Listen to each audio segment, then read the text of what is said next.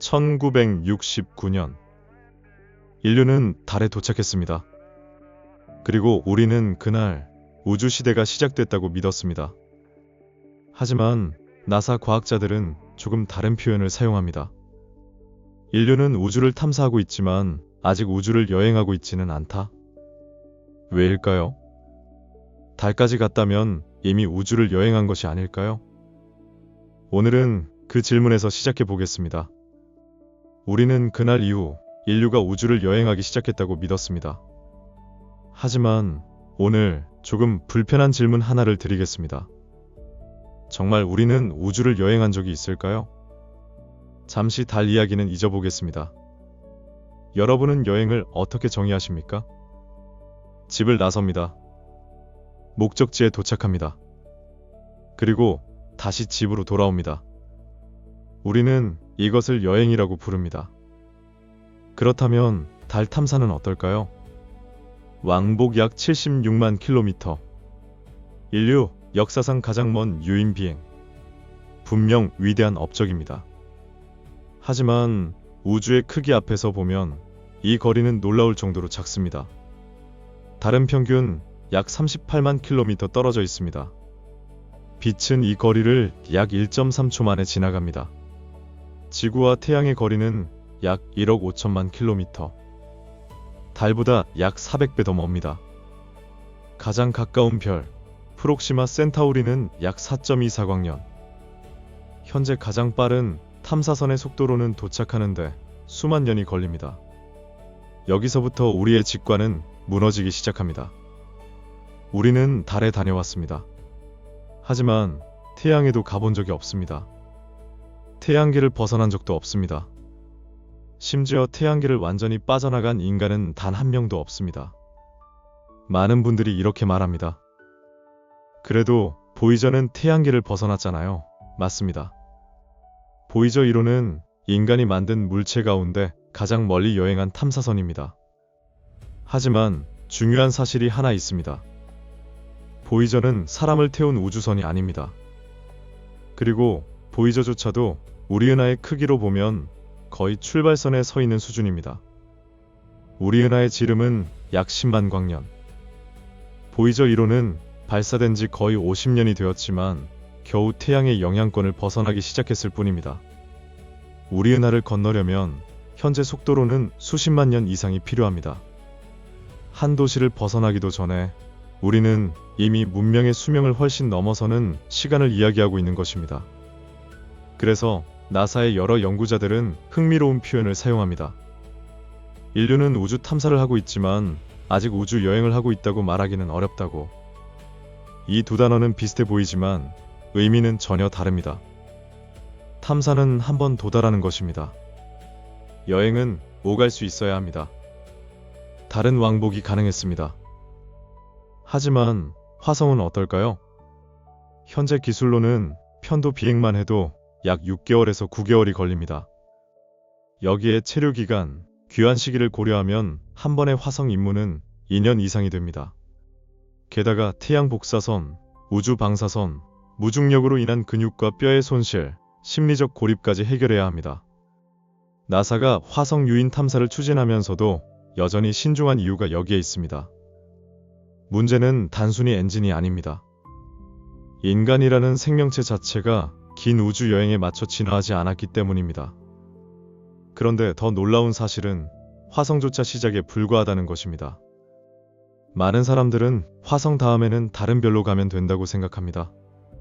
하지만 과학자들은 그 단계에서 완전히 다른 문제와 마주합니다. 거리가 아니라 시간입니다. 인간의 평균 수명은 약 80년. 아무리 의학이 발전해도 수천 년, 수만 년을 살아가며 여행하는 것은 현실적인 계획이 아닙니다. 우리는 흔히 우주선을 더 빠르게 만들면 된다고 생각합니다. 하지만 현대 우주론은 그보다 훨씬 근본적인 질문을 던집니다. 과연 우주는 처음부터 인간이 여행할 수 있도록 만들어진 공간일까? 생각해보면 이상합니다. 지구에서는 아무리 먼 곳이라도 언젠가는 갈 수 있다고 믿습니다. 시간만 충분하면 말입니다. 우리는 그 믿음을 가지고 대륙을 건넜고 극지를 정복했으며 달에도 도착했습니다. 그런데 우주에서는 그 믿음이 더 이상 통하지 않습니다. 왜일까요? 왜 우주는 인간이 경험해온 모든 여행의 상식을 완전히 뒤집어 놓는 걸까요? 그 답은 우주선의 성능에 있지 않습니다. 연료의 양에도 있지 않습니다. 놀랍게도 답은 우주 자체의 구조에 있습니다. 그리고 그 사실을 처음으로 눈치챈 사람은 우주선을 만든 공학자가 아니라 수십억 년을 여행해온 빛을 연구한 천문학자들이었습니다. 인간은 항상 자신이 사는 세상의 법칙으로 우주를 이해하려 했습니다. 길은 가만히 있습니다. 배는 바다를 건너고 비행기는 하늘을 가르며 자동차는 도로를 달립니다. 움직이는 것은 언제나 우리였습니다. 그래서 인간은 우주도 똑같을 것이라고 믿었습니다. 우주도 하나의 거대한 바다이고 우주선만 충분히 빠르면 언젠가는 어디든 갈 수 있을 것이라고 말입니다. 하지만 우리는 중요한 사실 하나를 잊고 있었습니다. 우리는 우주를 본 적이 없었습니다. 정확히 말하면 우리는 우주를 직접 본 것이 아니라 우주에서 날아온 빛만 보고 있었습니다. 천문학자들은 우주선을 타고 은하까지 갈 수 없었습니다. 그래서 다른 방법을 선택했습니다. 별이 보내온 빛을 읽기 시작한 것입니다. 빛은 단순히 밝기만 전하는 것이 아닙니다. 그 안에는 별의 온도, 원소, 속도, 그리고 수십억 년 동안 어떤 길을 지나왔는지가 모두 기록되어 있습니다. 나사 과학자들은 종종 이렇게 말합니다. 천문학은 별을 연구하는 학문이 아니라 빛을 해석하는 학문이다. 우리는 별을 만지는 것이 아니라 빛이 남긴 기록을 읽고 있는 것입니다. 20세기 초 에드윈 허블을 비롯한 여러 천문학자들은 멀리 있는 은하에서 도착한 빛을 하나씩 분석하기 시작했습니다. 그리고 이상한 공통점을 발견합니다. 멀리 있는 은하일수록 빛의 색이 조금씩 붉은 쪽으로 이동하고 있었습니다. 오늘날 우리는 이것을 적색편이라고 부릅니다. 하지만 당시에는 이 현상이 무엇을 의미하는지 아무도 알지 못했습니다. 중요한 것은 색이 아니었습니다. 모든 은하가 거의 같은 규칙을 따른다는 사실이었습니다. 허블은 수많은 관측값을 그래프로 정리했습니다. 처음에는 우연이라고 생각했습니다. 데이터가 늘어날수록 오히려 규칙은 더 선명해졌습니다. 멀리 있는 은하일수록 더 빠르게 멀어지고 있었습니다. 여기까지는 많은 사람들이 알고 있는 이야기입니다. 하지만 대부분의 다큐는 바로 여기서 끝나버립니다. 그리고 이렇게 말합니다. 그래서 우주는 팽창합니다. 하지만 정말 중요한 질문은 그 다음부터 시작됩니다. 왜 모든 은하는 같은 규칙을 따르는가?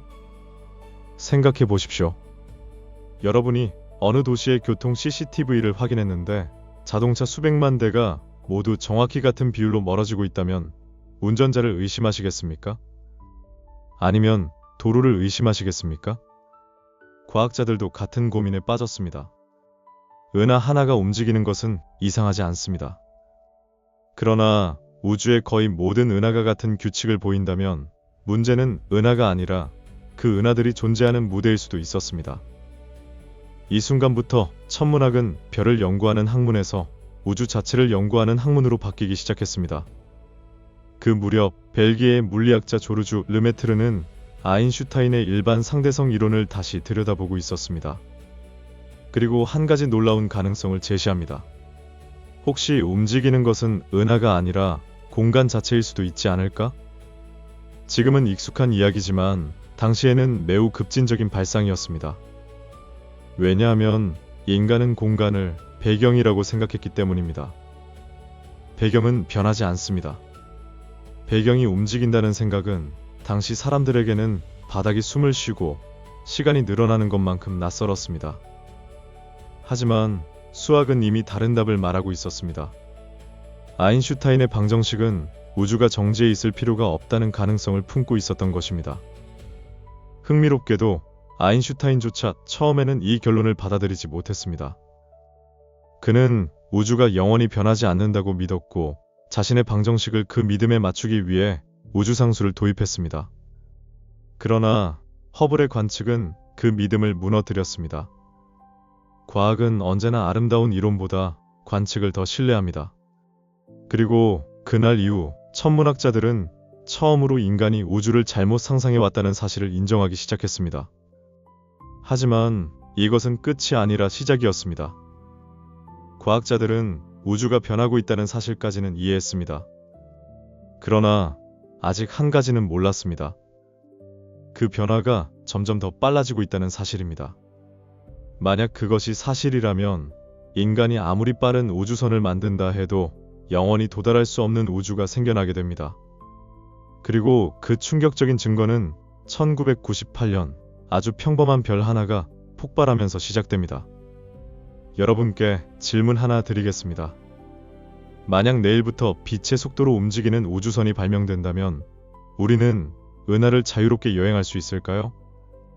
아마 대부분은 당연하지 라고 대답할 것입니다. 빛보다 빠른 것은 없으니까요. 그런데 나사의 우주로 온 연구자들은 놀랍게도 그렇지 않다 라고 말합니다. 문제는 우주선이 느려서가 아닙니다. 빛이 느려서도 아닙니다. 우리가 지금까지 가장 중요한 사실 하나를 놓치고 있었기 때문입니다. 우리는 여행을 생각할 때 항상 출발점과 목적지만 생각합니다. 서울에서 부산, 지구에서 달, 지구에서 화성. 하지만 우주에는 우리가 익숙한 지도에는 없는 조건이 하나 더 있습니다. 목적지가 계속 변하고 있다는 사실입니다. 이것이 지구와 우주의 가장 큰 차이입니다. 나사는 수십 년 동안 허블 우주 망원경, WMAP, 플랑크 위성, 그리고 최근에는 제임스 웹 우주 망원경과 대지 프로젝트를 통해 우주의 팽창을 더욱 정밀하게 측정해 왔습니다. 그 과정에서 과학자들은 놀라운 결론 하나에 도달했습니다. 우주는 단순히 커지고 있는 것이 아니라 시간이 흐를수록 더 빠르게 팽창하고 있다는 것입니다. 1998년 초신성 관측으로 처음 확인된 이 현상은 이후 여러 독립적인 관측으로 반복 검증되었습니다. 최근 대지의 초기 결과는 암흑 에너지의 성질에 대해 새로운 가능성을 제시했지만 가속 팽창이라는 큰 그림 자체는 여전히 강하게 지지되고 있습니다. 여기서 많은 다큐멘터리는 암흑 에너지를 설명하기 시작합니다. 하지만 오늘 우리의 질문은 암흑 에너지가 무엇인가가 아닙니다. 질문은 오직 하나입니다. 인간은 왜 갈 수 없는가? 잠시 상상해 보겠습니다. 인류가 상상할 수 있는 최고의 우주선을 만들었습니다. 빛의 속도로 움직입니다. 연료도 무한합니다. 고장도 나지 않습니다. 인간도 늙지 않습니다. 이제는 어디든 갈 수 있을 것 같습니다. 하지만 현대 우주로는 여기서도 아직 문제가 남아 있습니다. 라고 말합니다. 왜일까요? 우리가 향하는 은하도 같은 시간 동안 계속 우리에게서 멀어지고 있기 때문입니다. 중요한 것은 누가 더 빠르냐가 아닙니다. 중요한 것은 그 거리가 시간이 지나면서 어떻게 변하느냐입니다. 어떤 은하들은 지금도 우리와의 거리가 늘어나고 있습니다. 그리고 매우 먼 영역에서는 그 증가 속도가 빛이 거리를 줄이는 속도를 앞서게 됩니다. 그 순간부터는 출발 자체가 늦은 것입니다. 아무리 오래 날아도 도착이라는 결과는 만들어지지 않습니다. 이것은 인간에게만 적용되는 이야기가 아닙니다. 빛도 마찬가지입니다. 빛은 언제나 같은 속도로 움직입니다. 하지만 어떤 은하에서 오늘 출발한 빛은 영원히 우리에게 도착하지 못합니다. 빛이 느려서가 아닙니다. 우주의 구조가 그 빛이 우리에게 오는 것을 허용하지 않기 때문입니다. 이것을 현대 우주론에서는 우주사건 지평선이라는 개념으로 설명합니다. 블랙홀의 사건 지평선처럼 벽이 있는 것은 아닙니다. 하지만 결과는 비슷합니다. 그 경계 너머에서 오늘 출발한 신호는 우리와 다시 인과관계를 만들 수 없습니다. 이 대목에서 우리는 아주 중요한 사실 하나를 깨닫게 됩니다. 인간은 기술이 부족해서 우주를 여행하지 못하는 것이 아닙니다. 물론 기술은 중요합니다. 화성까지 가는 것조차 아직 해결해야 할 문제가 많습니다. 그러나 화성은 이 이야기의 시작일 뿐입니다. 진짜 한계는 엔진이 아니라 우주의 법칙입니다. 우리는 흔히 더 빠른 우주선을 만들면 된다 고 말합니다. 하지만 나사와 현대 우주론이 보여주는 현실은 조금 다릅니다.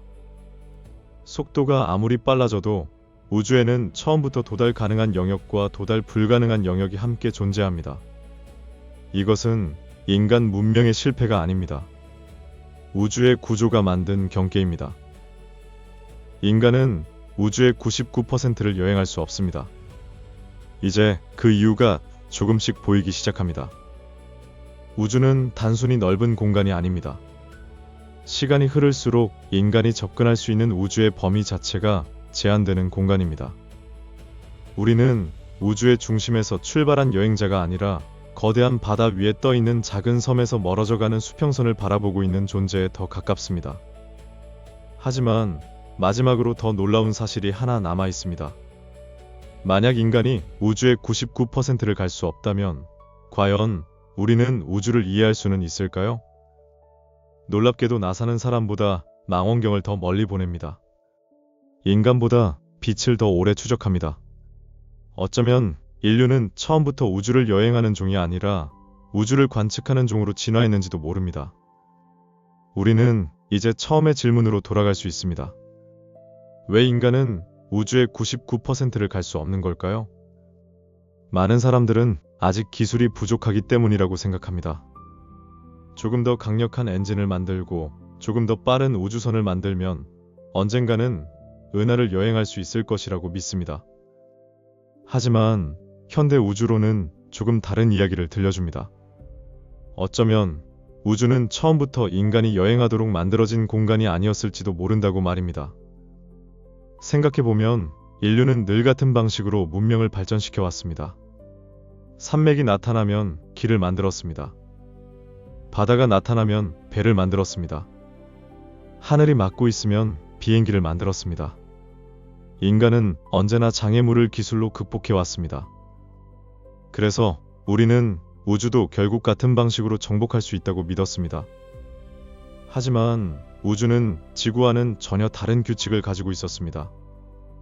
여기에는 극복해야 할 장애물이 있는 것이 아니라 애초부터 존재하는 경계가 있었습니다. 나사가 수십 년 동안 허블 우주 망원경, WMAP 플랑크 위성, 그리고 제임스 웹 우주 망원경으로 우주를 관측한 이유도 바로 여기에 있습니다. 우주는 직접 가서 조사하는 것보다 도착한 빛을 분석하는 것이 훨씬 많은 정보를 얻을 수 있기 때문입니다. 조금 이상하지 않습니까? 인류는 달에는 사람을 보냈습니다. 하지만 수십억 광년 떨어진 은하는 사람이 아니라 빛으로 연구합니다. 그 이유는 간단합니다. 우리는 그곳에 갈 수 없기 때문이 아니라 갈 필요조차 없기 때문입니다. 빛은 이미 우주의 역사를 품고 우리에게 도착하고 있기 때문입니다. 여기서 현대 천문학의 방향이 보입니다. 나사가 만드는 것은 점점 더 빠른 우주선이 아닙니다. 점점 더 큰 망원경입니다. 허블보다 큰 제임스 웹, 그리고 앞으로 계획된 차세대 우주 망원경과 거대 지상 망원경들. 왜일까요? 그들은 사람을 더 멀리 보내는 것보다 빛을 더 오래 읽는 것이 우주를 이해하는 가장 현실적인 방법이라는 사실을 알고 있기 때문입니다. 이쯤에서 조금 다른 질문을 하나 드리고 싶습니다.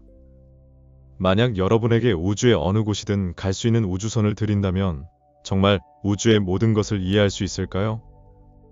아마 아닐 것입니다. 우주는 발로 걸어가야 이해되는 장소가 아닙니다. 빛을 통해, 중력을 통해, 시간을 통해 조금씩 읽어야 하는 존재입니다. 우리가 읽고 있는 것은 우주의 현재가 아니라 우주가 남긴 기록입니다. 천문학은 여행의 학문이 아니라 해독의 학문입니다. 그리고 저는 이번 영상을 준비하면서 가장 놀라웠던 사실이 하나 있었습니다. 인간은 우주의 중심에 살고 있지 않습니다. 우주의 끝에도 살고 있지 않습니다. 하지만 이상하게도 우주를 이해하기에는 가장 좋은 시대에 살고 있습니다.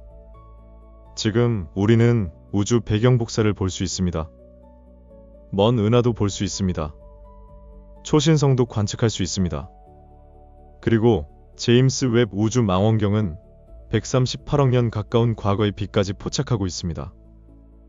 우주는 우리에게 모든 길을 열어주지는 않았습니다. 하지만 우주를 이해할 수 있는 창문만큼은 아직 닫지 않았습니다. 어쩌면 이것이 인간에게 주어진 역할인지도 모릅니다. 우리는 우주를 정복하는 종이 아니라 우주를 이해하는 종입니다. 지구를 떠나 우주의 끝까지 여행하지는 못할 것입니다.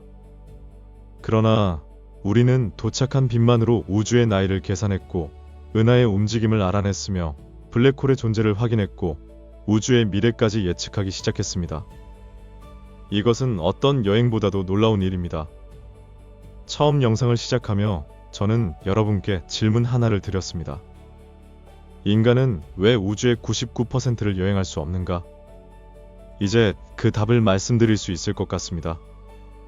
우주의 대부분이 너무 멀어서도 아닙니다. 인간의 기술이 부족해서도 아닙니다.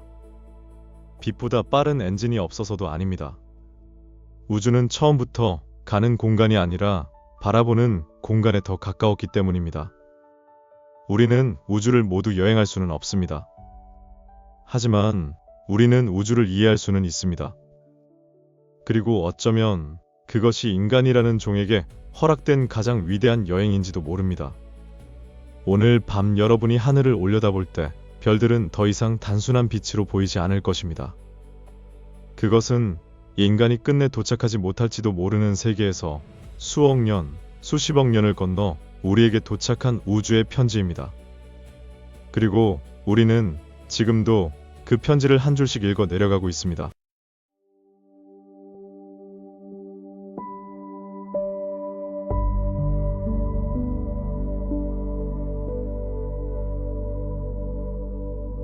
우리는 우주를 보는 것이 아니라 빛을 읽고 있습니다. 우리는 우주를 본 적이 없습니다. 여러분은 지금까지 우주를 본 적이 있다고 생각하십니까? 밤하늘의 별을 바라봤고, 망원경으로 달을 관측했고, 허블 우주 망원경이 촬영한 은하를 보았으며, 제임스 웹 우주 망원경이 공개한 아름다운 성운과 초기 우주의 사진도 보았습니다. 우리는 자연스럽게 말합니다. 우주를 봤다. 하지만 그 말은 정확하지 않습니다. 조금 더 정확하게 말하면 우리는 한 번도 우주를 본 적이 없습니다. 우리가 본 것은 언제나 오직 빛이었습니다. 이 말은 처음 들으면 이상하게 느껴질 수 있습니다. 분명 눈으로 별을 보고 있는데 왜 우주를 본 것이 아니라는 거지? 그 이유는 아주 단순합니다. 우리의 눈은 별도, 행성도, 은하도 직접 볼 수 없기 때문입니다. 우리 눈이 감지하는 것은 오직 빛입니다. 눈 속의 망막은 우주를 인식하는 기관이 아니라 빛을 감지하는 센서입니다. 빛이 도착하지 않으면 우리에게 우주는 존재하지 않는 것과 같습니다. 생각해 보십시오. 태양이 갑자기 사라진다고 가정해 보겠습니다. 우리는 즉시 그 사실을 알 수 있을까요? 놀랍게도 아닙니다. 태양에서 출발한 빛은 지구까지 약 8분 20초가 걸립니다. 즉, 태양이 지금 이 순간 사라진다고 해도 우리는 앞으로도 약 8분 동안은 평소와 똑같은 태양을 보게 됩니다. 우리가 보는 태양은 현재의 태양이 아니라 8분 전의 태양입니다. 이 현상은 태양만의 이야기가 아닙니다. 밤하늘의 시리우스는 약 8.6년 전의 모습입니다. 북극성은 약 430년 전에 빛을 보내고 있습니다. 안드로메다 은하는 약 250만 년 전에 출발한 빛으로 우리에게 보입니다. 그리고 제임스 웹 우주 망원경이 관측하는 초기 우주의 은하들은 130억 년 가까운 시간을 여행한 빛입니다. 우리는 우주의 현재를 보고 있는 것이 아닙니다. 우리는 각기 다른 시대를 여행한 빛들을 한 화면에서 동시에 바라보고 있는 것입니다. 조금 이상하지 않습니까? 여러분의 스마트폰 화면에는 수십억 년 전의 은하와 8분 전의 태양, 그리고 지금 이 순간의 방안이 동시에 존재합니다. 하지만 실제 우주에서는 그 세 장면이 같은 시간에 존재하지 않습니다. 우리가 하나의 우주라고 부르는 장면은 사실 서로 다른 시대에서 출발한 빛을 우리의 뇌가 하나의 현재로 조합한 결과입니다. 다시 말해, 우리가 보는 우주는 현재의 우주가 아니라 빛이 만든 시간의 모자이크입니다. 그래서 천문학은 조금 특별한 학문입니다. 지질학자가 암석을 연구하고 생물학자가 생명을 연구하듯 천문학자는 우주 자체를 직접 연구하지 않습니다. 천문학자가 연구하는 것은 빛입니다. 망원경도 우주를 확대하는 기계가 아닙니다. 빛을 모으는 기계입니다. 허블 우주 망원경도, 제임스 웹 우주 망원경도, 거대한 전파 망원경도 결국 하는 일은 하나입니다. 멀리서 도착한 아주 희미한 빛을 모으는 것. 그것이 전부입니다. 그렇다면 이런 질문이 생깁니다. 빛 하나만으로 정말 그렇게 많은 것을 알 수 있을까요? 은하의 거리, 별의 온도, 행성의 대기, 우주의 팽창 속도, 심지어 블랙홀 주변에서 일어나는 일까지. 사진 한 장으로는 도저히 알 수 없을 것 같습니다. 그런데 나사의 과학자들은 빛만 보고 그 모든 것을 계산합니다. 어떻게 그럴 수 있을까요? 여기서 대부분의 사람들이 하는 착각이 하나 있습니다. 망원경이 발전할수록 사진이 더 선명해진다고 생각합니다. 물론 그것도 맞습니다. 하지만 나사가 진짜 원하는 것은 예쁜 사진이 아닙니다. 사진은 연구의 결과물이 아니라 대중이 이해하기 쉽도록 만든 이미지일 뿐입니다. 과학자들이 가장 먼저 보는 것은 사진이 아니라 숫자입니다. 빛의 세기, 빛의 색, 빛의 파장, 그리고 아주 미세한 밝기의 변화. 그들에게 우주는 화려한 풍경이 아니라 해독해야 할 하나의 암호입니다.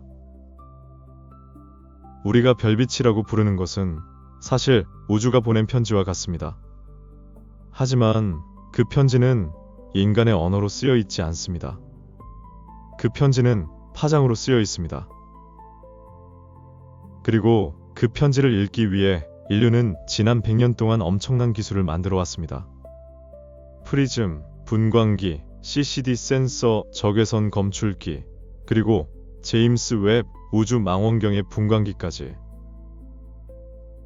우리는 우주를 더 잘 보기 위해 망원경을 만든 것이 아닙니다. 우주의 언어를 조금 더 정확하게 읽기 위해 새로운 눈을 만든 것입니다. 생각해보면 우리는 지금까지 우주를 본다고 믿었습니다. 하지만 사실은 빛을 읽고 있었습니다. 그리고 바로 그 사실이 현대 천문학을 세상에서 가장 놀라운 학문으로 만들었습니다.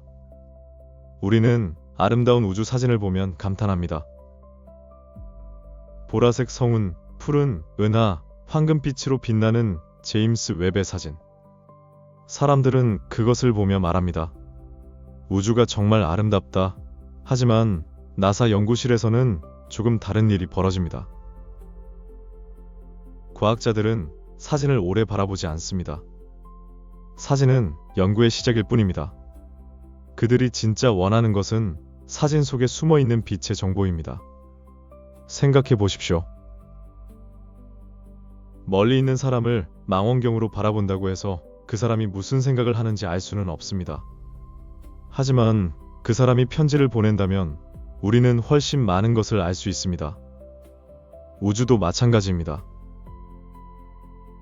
사진은 겉모습만 보여줍니다. 하지만 빛은 그 천체가 자신의 내부에서 무슨 일을 하고 있는지 말해줍니다. 그래서 천문학자들은 사진보다 빛을 읽습니다. 빛은 단순히 밝은 것이 아닙니다. 빛은 수많은 색으로 이루어져 있습니다.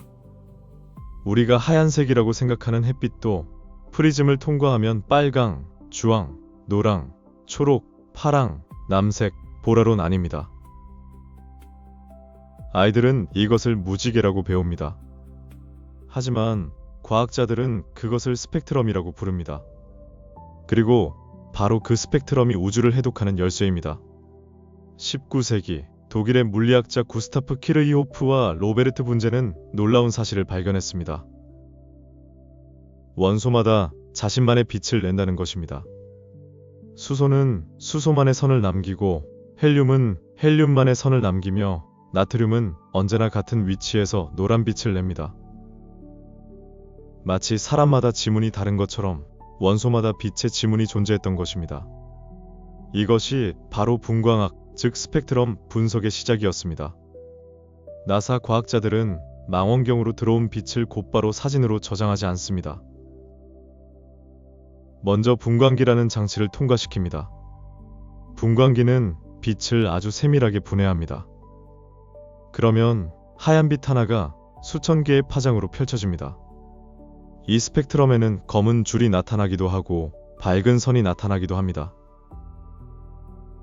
처음 보는 사람은 의미 없는 줄무늬처럼 보입니다.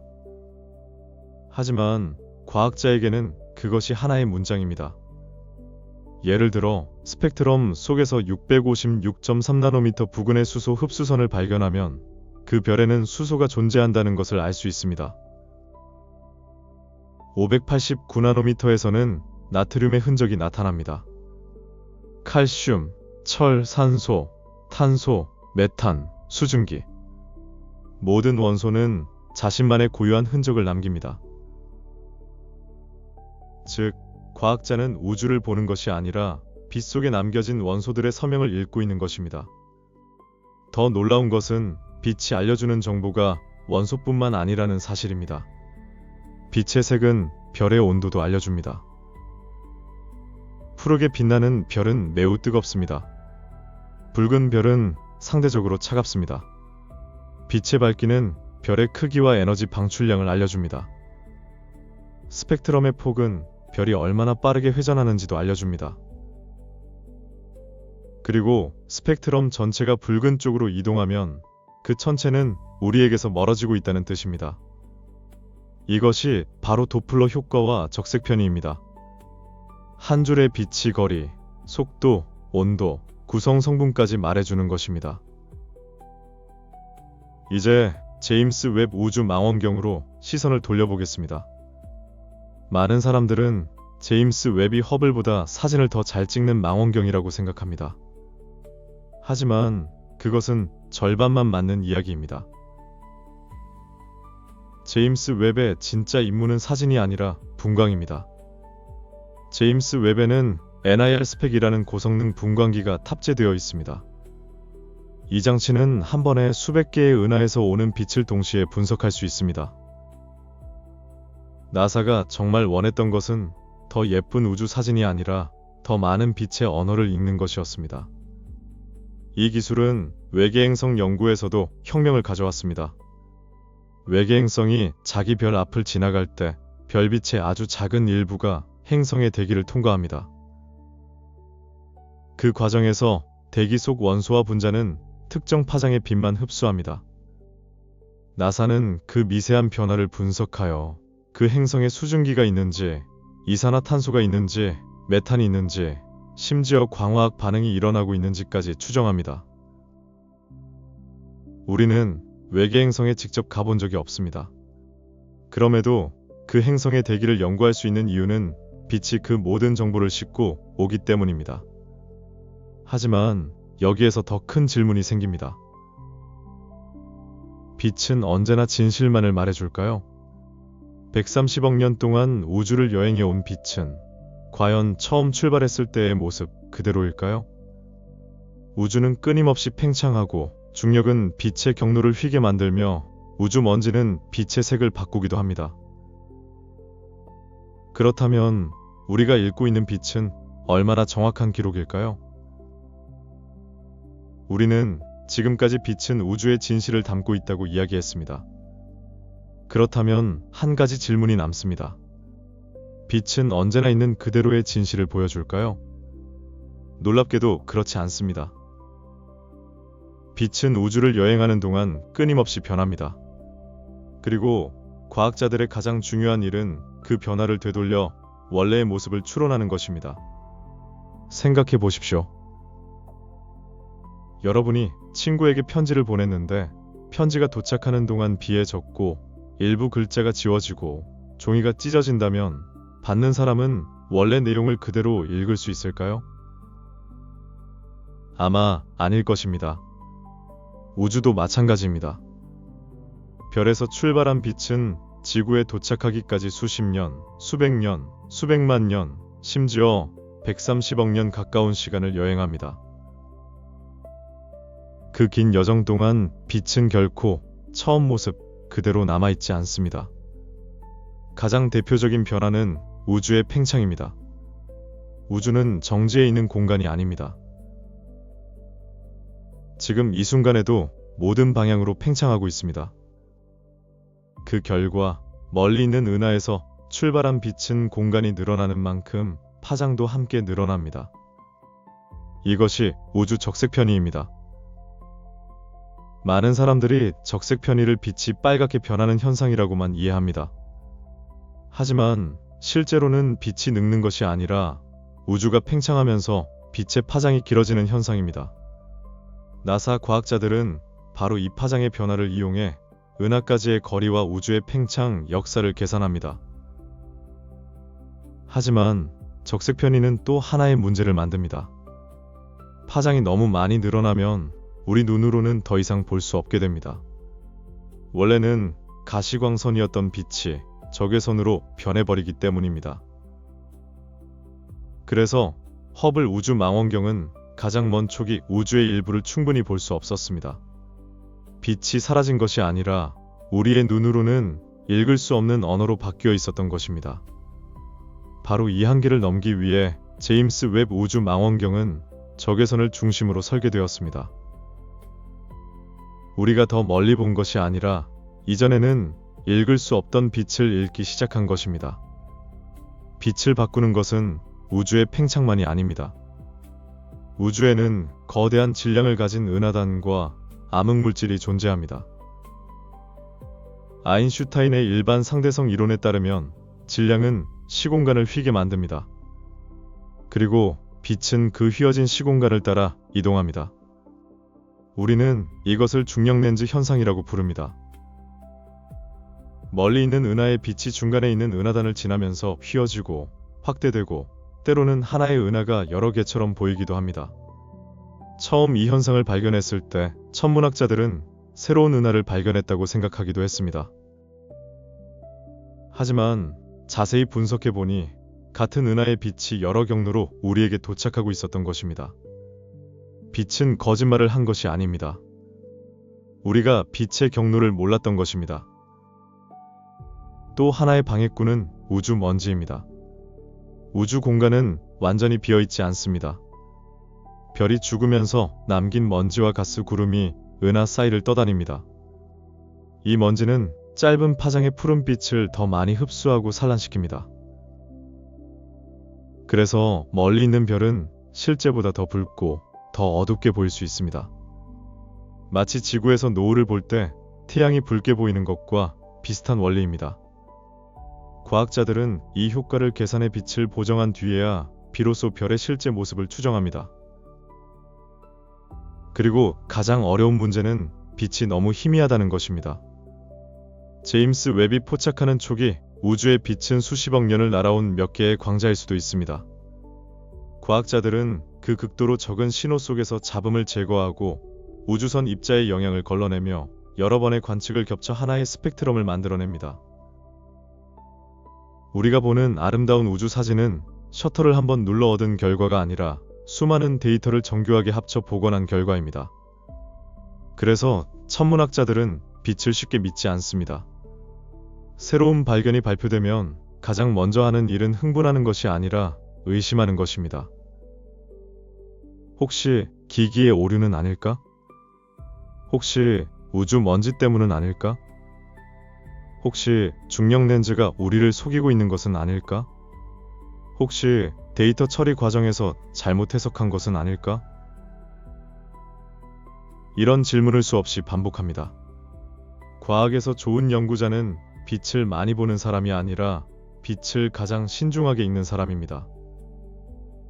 그러나 그 모든 어려움에도 불구하고 인류는 빛을 통해 블랙홀의 존재를 확인했고 우주의 팽창을 발견했으며 외계 행성의 대기를 분석하고 130억 년 전 은하의 모습을 연구하고 있습니다. 결국 우리가 읽고 있는 것은 단순한 빛이 아닙니다. 우주가 수십억 년 동안 한 번도 끊기지 않고 보내온 기록입니다. 우리는 흔히 천문학이 우주를 연구하는 학문이라고 생각합니다. 하지만 조금 다르게 표현하면 천문학은 빛을 해석하는 학문입니다. 인류는 아직 어떤 별도 직접 만져본 적이 없습니다. 태양의 표면에 서본 적도 없고 안드로메다 은하를 직접 여행한 적도 없습니다. 외계 행성의 하늘을 올려다본 적도 없습니다. 그럼에도 우리는 별의 온도를 알고 은하의 거리를 계산하며 외계 행성의 대기 속에 어떤 분자가 있는지까지 이야기합니다. 어떻게 그것이 가능했을까요? 우주는 언제나 같은 방법으로 우리에게 말을 걸어왔기 때문입니다. 바로 빛입니다. 별은 빛으로 자신의 나이를 말합니다. 은하는 빛으로 자신의 속도를 말합니다. 블랙홀은 주변 빛을 휘게하며 자신의 존재를 드러냅니다. 외계 행성은 별빛을 아주 조금 가리면서 자신이 존재한다는 사실을 알려줍니다. 우주는 단 한 번도 인간의 언어를 사용한 적이 없습니다. 언제나 빛이라는 하나의 언어만 사용했습니다. 그리고 인류는 지난 100여 년 동안 그 언어를 조금씩 배워왔습니다. 생각해보면 빛은 우주에서 가장 성실한 기록자입니다.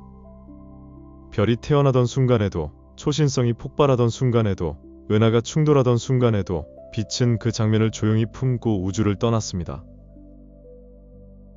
그 빛은 수백 년, 수백만 년, 수십억 년 동안 끝없이 여행합니다. 그리고 마침내 지구에 도착합니다. 천문학자는 그 빛을 바라보며 무슨 일이 있었는가?를 묻습니다. 역사학자가 오래된 문서를 읽듯 천문학자는 오래된 빛을 읽는 것입니다. 그래서 우리는 멀리 본다는 표현을 자주 사용합니다. 하지만 실제로는 멀리를 보는 것이 아니라 과거를 읽고 있는 것입니다.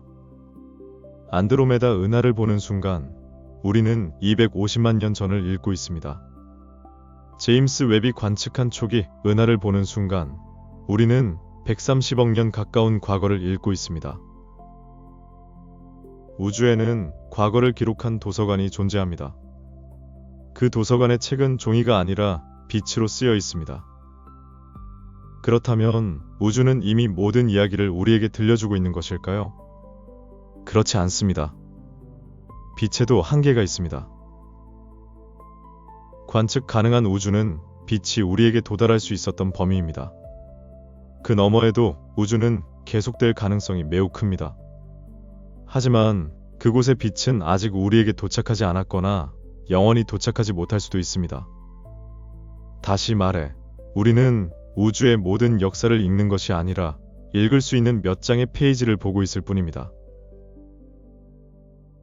그리고 그 몇 장의 페이지조차 완전하지 않습니다. 우주는 팽창합니다. 빛은 적색 편의를 겪습니다. 우주 먼지는 빛을 약하게 만들고 중력은 빛의 경로를 휘게 합니다. 그래서 과학자들은 빛을 읽기 전에 먼저 빛을 복원합니다. 마치 오래된 고문서를 한 글자씩 복원하듯 빛 속에 숨겨진 정보를 하나씩 되살려냅니다. 우리가 보는 아름다운 우주 사진 뒤에는 수없이 많은 계산과 검증, 그리고 의심의 과정이 숨어 있습니다. 그래서 제임스 웹 우주 망원경의 가장 위대한 업적은 사진을 더 선명하게 찍은 것이 아닙니다. 허블이 읽지 못했던 더 오래된 빛을 읽기 시작했다는 것입니다. 그리고 앞으로 발사될 낸시 그레이스 로먼 우주 망원경, 차세대 거대 지상 망원경, 그리고 미래의 적외선 관측 장비들은 지금까지 아무도 읽지 못했던 새로운 빛을 우리에게 가져다 줄 것입니다. 인류는 우주를 더 많이 보게 되는 것이 아닙니다. 우주의 언어를 더 많이 이해하게 되는 것입니다. 생각해보면 우리가 밤하늘을 올려다볼 때 별은 아무 말도 하지 않는 것처럼 보입니다. 하지만 그것은 침묵이 아닙니다. 우리가 아직 그 언어를 완전히 이해하지 못하는 것뿐입니다. 우주는 138억 년 동안 단 한순간도 말을 멈춘 적이 없습니다. 별은 계속 빛을 보내고 은하는 계속 자신의 역사를 기록하며 우주 배경 복사는 빅뱅 직후의 흔적을 지금도 전하고 있습니다. 우주는 언제나 이야기하고 있었습니다. 그리고 어쩌면 가장 놀라운 사실은 이것인지도 모릅니다. 우리가 지금 바라보는 밤하늘에는 이미 사라진 별의 마지막 빛도 섞여 있습니다. 존재하지 않는 별이 아직도 자신의 마지막 이야기를 들려주고 있는 것입니다. 반대로 지금 막 태어난 어떤 별의 빛은 아직 지구에 도착하지 않았습니다. 우리는 그 별이 태어났다는 사실조차 모릅니다. 우리가 우주를 안다고 생각하는 순간에도 우주는 이미 훨씬 앞서 새로운 이야기를 써 내려가고 있습니다.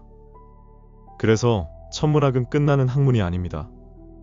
새로운 빛이 도착할 때마다 새로운 문장이 완성되고 새로운 질문이 태어납니다. 우리는 우주를 모두 이해한 것이 아닙니다. 단지 우주가 보내온 아주 작은 문장들을 조금씩 읽어 내려가고 있을 뿐입니다. 오늘 밤에도 수십억 년 전 출발한 빛이 지구에 도착하고 있습니다. 그 빛은 어떤 별의 마지막 인사일 수도 있고 어떤 은하의 탄생 기록일 수도 있으며 어쩌면 아직 이름조차 붙지 않은 세계의 첫 번째 흔적일 수도 있습니다. 그리고 인류는 그 작은 빛 하나를 붙잡기 위해 지구를 떠나 망원경을 우주로 보내고 더 큰 거울을 만들고 더 정교한 분광기를 개발하며 우주의 언어를 배우고 있습니다. 우리는 우주를 보고 있다고 생각했습니다. 하지만 이제는 알게 되었습니다. 우리는 우주를 보는 것이 아니라 138억 년 동안 우주가 빛으로써 내려온 거대한 기록을 읽고 있었던 것입니다. 오늘 이야기는 여기까지입니다. 여러분의 구독과 좋아요는 우주여행TV 제작에 큰 힘이 됩니다. 끝까지 시청해주신 여러분에게 감사드립니다. 다음 편에는 더 놀랍고 신비로운 우주 이야기로 찾아뵙겠습니다. 감사합니다.